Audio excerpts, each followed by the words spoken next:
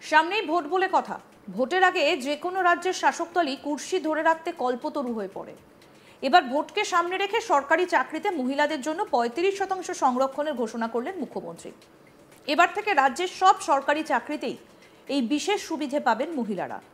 সরকারি চাকরির প্রতিটা ক্যাটাগরি এবং পোস্টেই সংরক্ষণের ব্যবস্থা থাকবে বলে ঘোষণা করেছেন মুখ্যমন্ত্রী। কিন্তু ভোটের আগে হঠাৎ মহিলাদের প্রতি কেন এত দরাজ হলেন মুখ্যমন্ত্রী?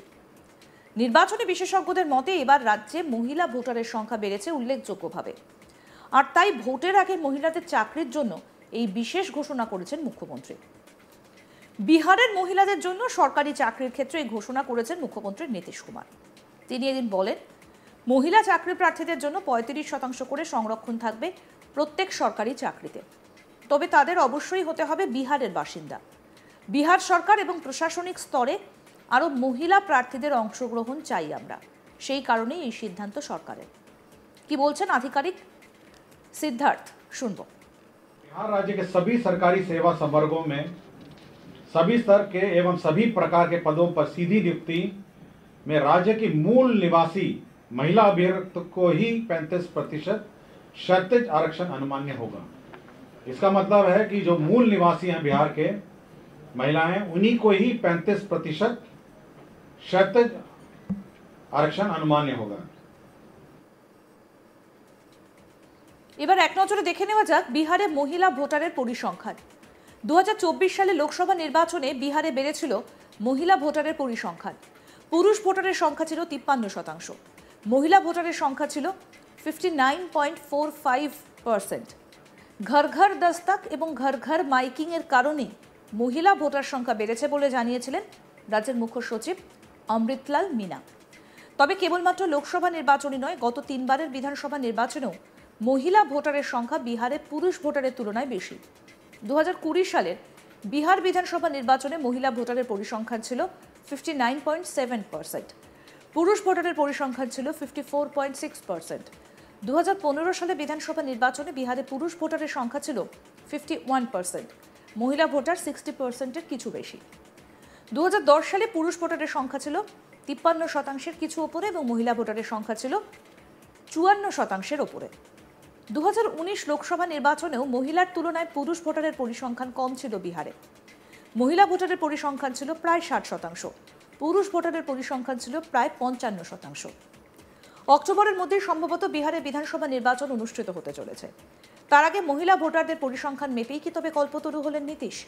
এটাই কি হতে চলেছে গেম চেঞ্জার? এখন এটাই লাখ টাকার প্রশ্ন বিহারের রাজনীতিতে। কি বলছেন আধিকারিক सिद्धार्थ, असुन आरेकबार शुने।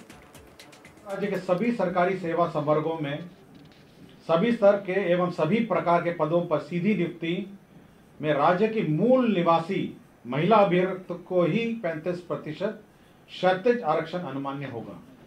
इसका मतलब है कि जो मूल निवासी हैं बिहार के महिलाएं, उन्हीं को ही 35% क्षैतिज आरक्षण अनुमान्य होगा।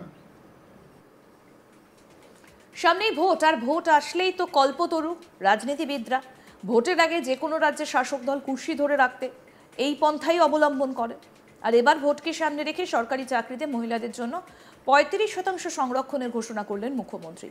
এবার থেকে রাজ্যের সব সরকারি চাকরিতে এই বিশেষ সুবিধে পাবেন মহিলারা। সরকারি চাকরির প্রতিটা ক্যাটাগরি এবং পোস্টে এই সংরক্ষণের ব্যবস্থা থাকবে বলে ঘোষণা করেছেন মুখ্যমন্ত্রী। কিন্তু ভোটের আগে হঠাৎ মহিলাদের প্রতি কেন এত দরাজ হলেন মুখ্যমন্ত্রী?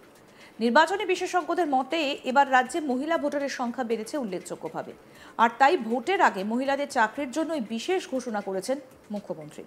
বিহারের মহিলাদের জন্য সরকারি চাকরির ক্ষেত্রে এই ঘোষণা করেছেন মুখ্যমন্ত্রী নীতিশ কুমার।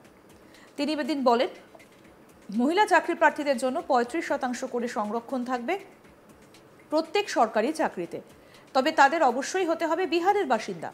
বিহার সরকার এবং প্রশাসনিক স্তরে আরো মহিলা প্রার্থীদের অংশগ্রহণ চাই আমরা, সেই কারণে এই সিদ্ধান্ত সরকারের।